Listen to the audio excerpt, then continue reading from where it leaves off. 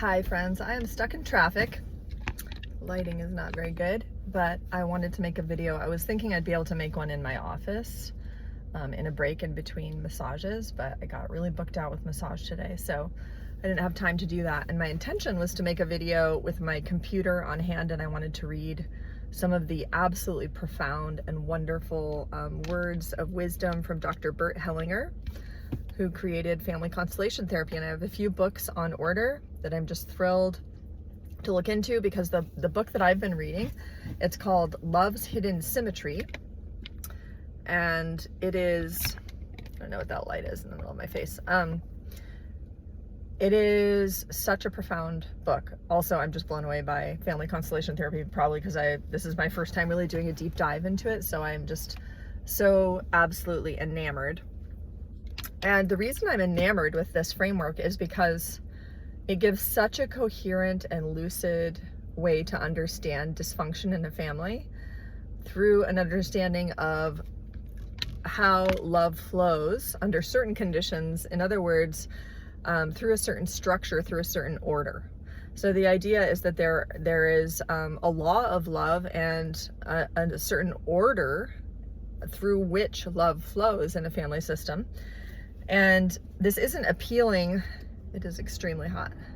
This is not appealing as a way to think about or want the safety of some kind of system where there's law and order, because the law of love and the order of love is very different than how we normally think of law and order. These are not moral laws. What I love about Hellinger's understanding of family dynamics and systems is that love cannot flow when the structure is broken, because the laws of love are broken. And these laws of love, there's only a few of them, and they basically are structural laws. So it has to do with the flow of energy in a system. So this is more of a epistemological approach to healing and to health in family systems. This is really annoying, this light. So I guess you could say, well, similar to like in neurolinguistic programming, where neurolinguistic programming is not, there's no judgment in it. There's no judgment. If someone has an unhealthy habit, they want to change it, not because there's anything inherently wrong with that habit, since we do habits and we do things, even if they're bad for us, because of what they provide for us, right? There's a certain outcome that we want, and that's another way of saying that every behavior has a good intention, right? So like the example was given of a man who physically abused his wife. She was yelling at him a lot, and he just wanted quiet, right? So while we could certainly say that morally it's wrong to physically harm someone in order to get quiet, the actual desire for quiet is not morally wrong, right? And so NLP would say, well, the strategy that you're using to try to get this completely understandable outcome is not working for you, right? And so rather than NLP saying, you're a bad person and you've done this terrible thing that's morally reprehensible, the approach in neurolinguistic programming is to recognize the good intention behind the despicable action, recognize that certain actions are not conducive to actually getting the outcome that they're designed for, and therefore those behaviors aren't wrong. And I'm not saying there isn't a time and place for like a moral approach to things. I'm just differentiating that these systems are not using morality as a way to try to create coherency, right? So a man physically hitting his wife in order to get silence, and I'm sorry to use such an extreme example, but I think it's an interesting example. That is only a strategy that is wrong structurally, in the sense that it doesn't work, right? So the only judgment that comes in these ultimately morally neutral systems is coming from the recognition that some strategies are better than others, to the extent that some strategies work better than others, right? So similar to same thing with Hellinger's law of love and the structural properties, in other words, the rules that create order. In other words, they create order because through these structural rules, love can flow in a coherent manner. With that in mind, certain behaviors that break these rules and that create disharmony, they're only wrong to the extent that they don't work if what we really want to have is a fulfilling life, right? So it's not really a right or wrong paradigm. It's a, does this strategy work paradigm, right? And there's certain behaviors that just very clearly do not work in a family system. And what's so beautiful about family constellation therapy is that Hellinger has distilled down in a very understandable, very simple, and very precise way so that we can understand what these rules and laws are, so that we can be in alignment with the law of love and essentially the help to support and heal the family soul or the family psyche. So what are these laws? The laws are the law of belonging, the law of balance, and the law of hierarchy. So there's only 3 as far as I'm aware from what I've studied so far. The law of belonging means that every single person in a family system belongs. And this, again, is a structural issue. Whether or not that person is accepted, even if they are exiled, energetically in the family system, they belong. And what this means is that anyone who belongs, who is exiled or who is kicked out or disowned, that will create dysfunction and a disrupted flow of energy. Specifically, the disruption that it will cause is that the disowned part then creates a hole in the system that has to be filled by someone else. In other words, another person, another ancestor, and usually a very sensitive, more vulnerable part, often children, will have to own and get entangled with this disowned part so that it has a voice and so that it has a place and so that it can belong. And this is how family trauma is inherited, and how you could end up embodying an energy on behalf of someone else without even consciously knowing it, because the body of the family, the system of the family, the structure of the family requires that that energy has somewhere to go, right? And I think it's interesting to think about the family soul and the body of the family like as a single organism. And this is what I love so much about family constellation work. It's a whole systems approach that's not moral, but which contains laws and orders that allow love to flow. And so the healing work here is it's not just repair, it's reconciliation. And how do we reconcile these energies? Before I go into that, I should probably finish what the other 2 laws are. So that was the law of belonging. Everyone belongs. It's not just that everyone has the right to belong, everyone belongs. And in counseling with my ex-husband yesterday, I found out from him that he actually thought and believed that in getting divorced, we would no longer be a family. And so, even though obviously we still are. So what I like about Hellinger's work is he's pointing out that, like, yeah, once you're a family, you are a family. So in other words, this is a bond of fate. Any kind of blood bond is a bond of fate. As a family, we were fated to be together. As individual members in a family unit, by way of coming into a karmic bond, we are now part of a family of fate, right? Our fates are intertwined. So you can't just end a family by getting divorced. And that difference between him and I explains a lot about the approach that you would take, because hell, if you think that through divorce you are no longer a family, well then you have no need to treat the people well. You don't have a need to treat them properly because they're not your family anymore, right? Unfortunately, that's just simply not the fact. The fact is we are a family, whether we're a dysfunctional one or not, whether we've disowned each other or not. And because of the fact of the structure of a fated family, disowning someone through divorce as compared to divorcing and treating someone like family in a way where they still belong and they still have a voice would have very, very different outcomes, right? In terms of harmony or lack of harmony. And of course, the children pay the price when anyone is exiled or pushed away. So one person gets exiled and told they don't belong and kicked out of the family, or attempted to, and then that causes that person to want to exile the other person and shove them out of their heart and disown them for how they have been treated. So it's highly dysfunctional, and there is a path back towards harmony, and that's what I've been trying to find. And this, I think, is very much the answer, because in addition to the law of belonging, we have the law of hierarchy, and there are 2 types of hierarchy. There's hierarchy of time and hierarchy of need. And so this has to do with precedence, with who gets precedence. It could be seen a little bit like status. It's also known as rank. There is a ranking system. And again, this isn't in terms of one person being more valuable than the other, but simply in terms of who gets precedence, right? So an older sibling gets precedence over the younger sibling. However, the younger sibling is higher in the hierarchy of need, right? So you have to balance these two hierarchies of need and rank. So rank is based on where your position in the family is, and it's not determined by someone. It's just a static thing that just is. So for example, the couple's relationship precedes in time. It's a hierarchy based on time, not value. The couple's relationship precedes the birth of children. So the couple's relationship takes precedence, or ideally should take precedence, over the children, because that's what allows the couple to have the stable unit that gives the children who come afterwards security. Grandparents outrank grandchildren. Older siblings outrank younger siblings. And this is all true. This ranking system is all true within a certain system. When a family breaks up, that gets more complicated, because then the ranking system doesn't hold true between two separate systems.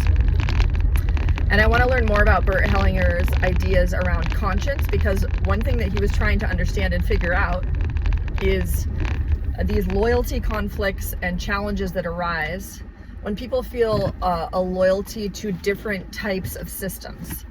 So, for example, is there a loyalty, like in my marriage, there was a loyalty conflict between my ex-husband's allegiance to his friends and me. And so he chose his friend group over me because he wasn't honoring the law of love of my rank. And he basically kind of had an affair with his friends, which is out of sequence in terms of priority, because friend groups are not circles of fate. They're not systems of fate. So friends are systems of choice, and they don't rank the same way that a family member does. So when anyone in a family basically violates that law of rank by treating their spouse as not belonging as much as someone like a friend, that creates disharmony in the system. It creates blocked flow of energy, because the spouse, who's a fated blood relative, is being rejected and exiled in favor of a friend group that's not fated. So, but then once there's two groups of fate, in other words, a family has split apart, for example. So in divorced families, when two people who are bounded together through fate and have children together then have additional partners, then the rules of fate are such that, the rules of time, the hierarchy of time and rank is such that the new system gets precedence. However, it must honor the rank of the children from the previous marriage. So for example, the new spouse would basically, ideally, in order for the flow of love to happen, defer to the rank of the children's mother in relation to the children, right? So anyway, it's just a very interesting way of seeing order and the flow of order and what happens when that is not respected. And I think that the differentiation between a hierarchy based on time, which has to do with rank, and a hierarchy of need, which has to do with action and care, is fascinating, because the hierarchy of need can't really trump rank, because rank is just an absolute thing that just exists. You can either honor it or not, but there's nothing that can change it, and there's no people who determine it. It's just a static thing. Whereas the need for something to be attended to with care and action is emergent and changing and practical. And so, for example, like a 10-year-old has a higher rank in terms of time. It doesn't make them more valuable people. It just means they have a precedent. So when you have a new child, the hierarchy of need requires that because the new child has more needs, requires that the child actually have more priority. And ideally you do that in such a way with your new child where you you attend to their needs in a way that doesn't threaten the sense of rank and belonging, or doesn't cause the older child to feel excluded, right? So by distinguishing these two different types of hierarchy and how they can work simultaneously, and ideally they're working simultaneously, Hellinger has just hit on some really fascinating ways that we can understand how to navigate some of these situations that would otherwise create a loyalty conflict or create some sense of exclusion or of not belonging. And the flow of love always follows the flow of belonging. So we need to try to do anything that we can to create a greater sense of belonging by all members, because everyone belongs. So the law of belonging, is a precedent to the law of hierarchy, or the law of time, because the rank of someone or the needs that someone has doesn't trump the fact that everyone belongs, right? The fact that every family member belongs is the foundational piece. So then the third law is the law of balance, and I'd like to look more into that, but it's basically just about equal and mutual give and take. And whenever there's anyone in the system who is taking more than they are giving and not creating reciprocity, and that is of course among equals, for example a husband and wife, then the flow of love gets disrupted. This is not the case with a parent and their child, right? So with a parent-child relationship, the children are receiving and the parents are giving. And so in that scenario, if you expect children to give or provide to parents, in other words, or in some cases they end up parenting the parent, then that would be a violation of that rule. So I want to learn more about that. But anyway, I just think this stuff is really interesting because it provides a map towards coherency and harmony, and explains why families can become extremely incoherent to the extent that they inherit modeled behavior and programs that break these laws. And I will say that in my marriage, every one of the 3 laws was broken repeatedly, and I broke one of the laws, and the law that I broke was that of rank. So what I would do when I felt totally devastated that my position was excluded, there was no equal give and take, my needs were not seen as valid, and I was treated as though I didn't belong. The anger and frustration that I felt with that, especially being in a financially dependent position on someone, led to me lecturing my husband. And lecturing is a situation where you are not giving equal give and take, and where someone who is your peer, in other words, who is your equal in rank, is being treated like a child. So, you could see it through Terrence Real's framework that I mentioned in one of my last videos of the one up and one down behavior. So lecturing is a form of, is one up and boundaryless, right? Where you are not having good containment with your words or showing care or concern with how they are landing for the other person. And it's a superiority complex, right? So anytime you're looking down upon someone or being grandiose and seeing yourself as superior, we can see from Terrence Real's framework how that is an expression of low self-esteem. But by looking at Hellinger's framework, we can see that it actually violates the laws of love, because it violates the hierarchy if you are treating someone like a child when they're actually an adult. Even if it's a result of them mistreating you. So that's a very interesting to look at. And it was funny because I was typing some of this stuff into AI and posing different scenarios, and AI was basically saying that essentially the mature thing to do in the situation that I was in would simply be to withdraw. And it didn't say like get a divorce, but essentially that if someone is abusing these laws and essentially mistreating you and not treating you like a family member, you can't control or change their behavior. You have to change your own, and you have to enforce a boundary. And the boundary is basically that if you're not going to respect me, I'm not available for this. And that's where we come across the real difficulty. Because how do you have a boundary when you're dependent on someone? I mean, essentially what AI said is I should have left my husband long before he left me. And it didn't say that overtly, but it essentially, that is sort of the crux of the matter, right? Is that if you are financially dependent on someone and you're also committed to the well-being of the family and the children, and you do believe in resolution and healing, then you would not abandon ship, right?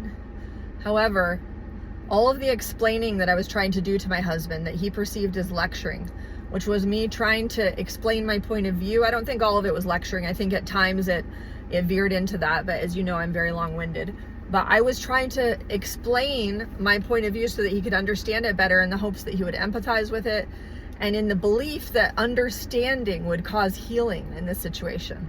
And according to Hellinger's framework, for someone who is operating from unconscious programs because they are entangled with a family trauma response where they are embodying unresolved trauma from their ancestors, the majority of how they're acting in relationship and their tendency to break these rules that damage relationship is all being done unconsciously. So a conscious explanation to them of why this hurts, why this doesn't feel good, why this isn't okay, or an attempt at explaining or analyzing what is going on is not going to change their behavior. First of all, because they'll feel like you're treating them like a child, and second of all, because their behavior isn't coming from a conscious place. It's coming from an unconscious place. So this framework very much describes how and why my marriage fell apart, and the beauty of it is that it also provides a map for us as a family to actually find our way back to love and being a family of people who belong, even though they're not married, which I think is really exciting. And the cool thing is my ex-husband actually is on board with this. It appears that the initial things that I've sent his way are so accurate in terms of describing what happened to us that he can't help but confirm that indeed this does seem like what is going on, and it rings true. It rings true as a very clear diagnosis of the situation that also provides a solution.